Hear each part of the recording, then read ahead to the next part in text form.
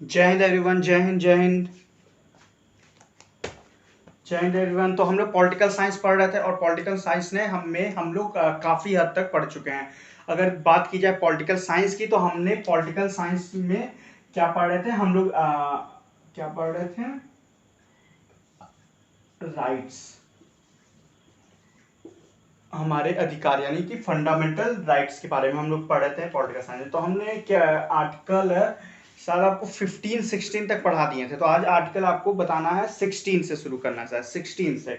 हाँ, तो आर्टिकल 16 से उससे पहले के हम सब आर्टिकल आपको बता दिए थे। जैसे आर्टिकल 12 क्या कहता था? आर्टिकल 12 कहता था कि जो स्टेट है, स्टेट की परिभाषा बताता था, स्टेट की डिफिनेशन बताता था कि जो स्टेट है वो जो है किस तरह से अपने जो वहाँ के लोग हैं, जो वहाँ के निवासी, उनको किस तरह से उनके मूल अधिकार जो हैं उनको देगी और उनके मूल अधिकारों में कोई खनन नहीं करेगी। तो ये सब आर्टिकल 12 में था। आर्टिकल 13 में क्या था? आर्टिकल 13 में था कि जो पर्सनल लॉ बने थे, जो लॉर्ड कॉर्नवालिस ने पर्सनल लॉ बनाए थे, वो पर्सनल लॉ रहेंगे, लेकिन अगर उसके वजह से अब के कोई मौलिक अधिकारों में कोई भी खनन होगा तो हम उस पर्सनल लॉ को हटा देंगे। इवन आगे भी कोई ऐसा कानून या आगे भी कोई ऐसा विधेयक, कोई भी ऐसा अमेंडमेंट नहीं होगा जिसके तहत हमारे जो 12 से 35 मौलिक अधिकार है उसमें कोई भी खनन हो, खंडन हो। तो ये आर्टिकल 13 का था। आर्टिकल 14 क्या कहता? आर्टिकल 14 कहता विधि के समक्ष समानता, मतलब कि जो कानून के समक्ष अगर बात की जाए तो लोग समान। इसलिए आप लोग देखेंगे तो जो कानून का एक तरह से वो जो मूर्ति बनाई जाती है उसमें आंखों पे पट्टी बांधी जाती है कि कानून के समक्ष सब क्या है? कानून के समक्ष सब क्या है? समान है, इक्वल है। कानून जाति, धर्म, मजहब, रंग, भेद, आकार, कपड़े लत्ते, पैसे कुछ नहीं देखता। कानून क्या है? पूरी तरह अंधा है। कानून से केवल क्या करता है? कानून केवल गवाह को सुनता है, समझता है। तो ये सब आर्टिकल किसमें? 14 में। आर्टिकल 15 कहता है कि जाति, धर्म और लिंग के आधार पर भेदभाव नहीं होना चाहिए। तो ये सब कुछ आर्टिकल है जो कि नॉर्मल आर्टिकल, जो कि आपको बस आप सबको पता है ये सब हमारे मौलिक अधिकार है। बट आपको उसको एक स्टैंडर्ड वे में, एक आर्टिकल के वे में नहीं मालूम होगा। बाकी आप सबको मालूम है कि धर्म मजहब के आधार पर भेदभाव नहीं होते हैं, जाति के आधार पर भेदभाव नहीं होते, लिंग या लड़का लड़की के आधार पर भेदभाव नहीं होते। तो ये सब किसमें? आर्टिकल 15 में। आर्टिकल 16 क्या कहता है? ठीक है, आर्टिकल 16 कहता है लोक नियोजन में समान अवसर। आर्टिकल 16 कहता है लोक नियोजन में समान अवसर। लोक नियोजन क्या होता है? लोक नियोजन यानी होता है कि जैसे जो भी गवर्नमेंट वैकेंसी आती है, जो भी गवर्नमेंट जॉब रहते हैं, या जो भी ऐसी नियुक्ति या फिर कोई भी ऐसी योजना आती है जो कि गवर्नमेंट द्वारा रहती है, तो उसमें बोला आर्टिकल 16 के तहत कि उसमें कोई भेदभाव नहीं होगा। मतलब लोक नियोजन पर समान अवसर, सबको समान अवसर दिया जाएगा। ऐसा नहीं है कि कोई जैसे कि अगर आप देखेंगे कोई भी गवर्नमेंट वैकेंसी आई तो उसमें ऐसा नहीं कहीं लिखा रहता कि केवल SC ST के लिए है, जनरल के लिए नहीं है, या फिर ये हिंदू के लिए है, मुस्लिम के लिए नहीं है। तो ऐसा आपको कहीं भी देखने को नहीं मिलेगा। तो वही आर्टिकल 16 कि अगर भारत में, हमारे देश में, हमारे गवर्नमेंट द्वारा कोई भी बिल या कोई भी चीज़ें आती हैं तो उसमें कोई भेदभाव नहीं होगा, वो सबके लिए होगा और सामान्य रूप से होगा। तो आर्टिकल 16 का था। आर्टिकल 17 क्या कहता है? आर्टिकल 17 क्या था? अनटचेबिलिटी का। अनटचेबिलिटी यानी छुआछूत। जैसे कि आप लोग पहले की जानते होंगे, पहले के समय, पहले क्या अभी भी आपने देखा होगा गाँव में थोड़ा सा ये छुआछूत का प्रचलन होता है कि इनको मत छुओ, छुआछूत होता है।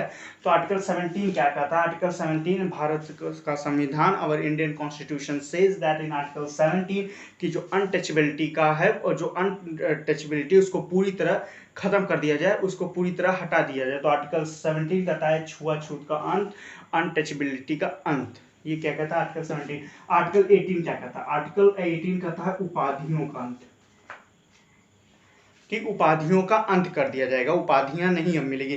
उपाधियां इन द सेंस क्या थी? जैसे कि आपने अभी आप हिस्ट्री पढ़े होंगे शायद, तो आपने हिस्ट्री में देखा होगा सबको कई कई उपाधियां मिली। जैसे चंद्रगुप्त सेकंड था तो उसको विक्रमादित्य की उपाधि मिल गई थी, कनिष्क को सेकंड अशोक की उपाधि मिल गई थी, अकबर को ग्रेट अकबर की उपाधि मिल गई थी, जलालुद्दीन की उपाधि मिल गई थी, जबकि उसका असली नाम था जलालुद्दीन, लेकिन उसको अकबर की उपाधि मिल गई थी।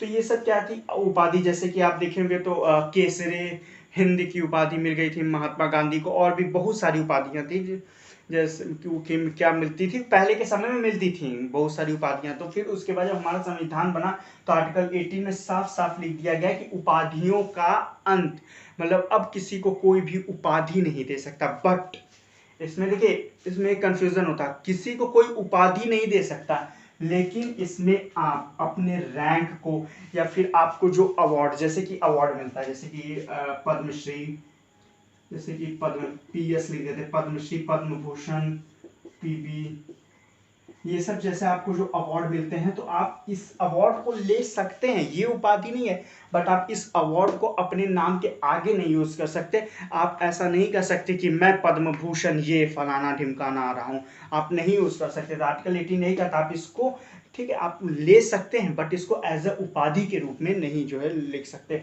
तो आर्टिकल 18 का 1 ये कहता है, आर्टिकल 18 का सेकंड क्या कहता है, आर्टिकल 18 का सेकंड ये कहता है, लेकिन जो आपको रैंक मिलती है, जो एजुकेशनल रैंक वगैरह मिलती है, उसको आप लगा सकते हैं। फॉर एग्जांपल अगर कोई डॉक्टर है तो अपने नाम के आगे डॉक्टर लगा सकता है। ये उपाधि नहीं है, ये कोई उपाधि नहीं है। ये हमारे आर्टिकल 18 में बोला गया है कि उपाधियों का अंत, किसी को कोई उपाधि नहीं दे सकता, बट अगर कोई एजुकेशनल फील्ड से है और उसके नाम के आगे अगर कोई डॉक्टरेट किया है, या कोई डॉक्टर है तो उसके नाम के आगे डॉक्टर लग सकता है, कोई इंजीनियरिंग किया तो उसके नाम के आगे इंजीनियर लग सकता है, या फिर कोई पायलट है तो अपने नाम के आगे लगा सकता है, कोई पुलिस वाला है तो वो अपने नाम के आगे इंस्पेक्टर, दरोगा, या फिर जैसे कि आप देखेंगे आर्मी में रैंक वगैरह होता है, ब्रिगेडियर होते हैं, कमांडर होते हैं, तो ये सब रैंक लगा सकते हैं। ये सबको आप लोग सोचेंगे कि ये भी तो उपाधि है, इसको भी तो खत्म कर देना चाहिए।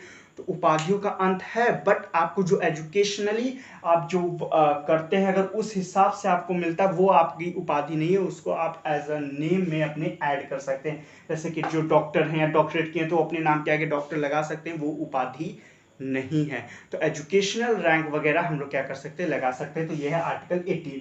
अब आता है आर्टिकल 19। देखिए आर्टिकल 19 क्या है, तो आर्टिकल 19 को बहुत सारे, जैसे कि सबको पता है कि अगर मैं आपसे क्वेश्चन पूछूं कि who is the father of our Indian constitution, so everyone know and everyone says that Dr. B.R. Ambedkar is known as the father of our Indian constitution. Okay, you know, we know, everyone know, but one question arises that who says that article 19 is the backbones of our constitution. So Dr. Bhimrao Ambedkar says that article 19 is a backbones of our constitution.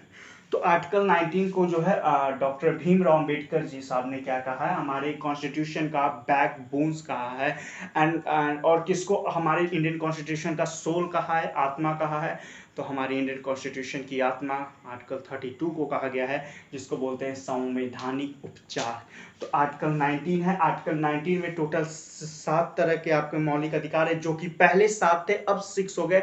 तो ये हम आपको next cover करेंगे next class में। देखिए आज की class क्या है कि थोड़ी छोटी है, एक्चुअली मैं क्लास आपको कल ही देने वाला था, बट क्या है कि एक बड़ा लंबा गैप हो जा रहा था, क्योंकि थोड़ा मेरा भी एक तो तबीयत वगैरह नहीं सही था, उसके बाद कुछ एग्जामें भी बीच में आ गई थी, जिसके कारण मैं पूरी तरह डिस्टर्ब था, मैं क्लास नहीं दे पा रहा था आप लोगों को। बट अब से क्लासेस रेगुलर होंगी, और आज मैं सोचा था कि कल एक बार में ही आपको पूरा आर्टिकल 32 तक पढ़ा दूंगा, क्योंकि 32 वाला आर्टिकल है वो थोड़ा बड़ा है, उसके लिए एक अलग क्लास चाहिए, बट फिर मुझे लगा शायद बहुत ज़्यादा लंबा गैप हो जा रहा है। तो आज मैंने आपको 16, 17, 18 बता दिया, कल आपको बताएंगे backbones of our Indian constitution article 19। Article 19 में टोटल 7 तरह के हमारे पास क्या थे, 7 तरह के क्या थे हमारे पास राइट्स थे, बट अब के समय में मतलब इन प्रेजेंट टाइम वो कितने हो गए, वो 6 हो गए।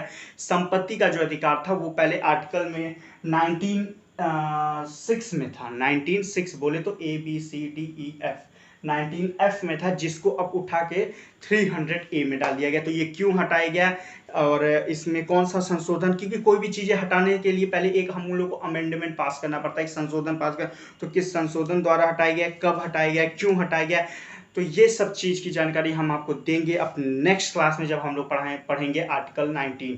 ठीक है, तब तक आप लोग ये सब पढ़ते रहिए और पिछला जो भी रिवाइज करते रहिए, और do very good, take care of yourself. और फिर प्रॉमिस करते हैं कि अब आज के बाद से आपको एक रेगुलर क्लास में प्रोवाइड करने की पूरी कोशिश करूंगा। So thank you, have a good day and do very good, take care of yourself. Thank you, जय हिंद।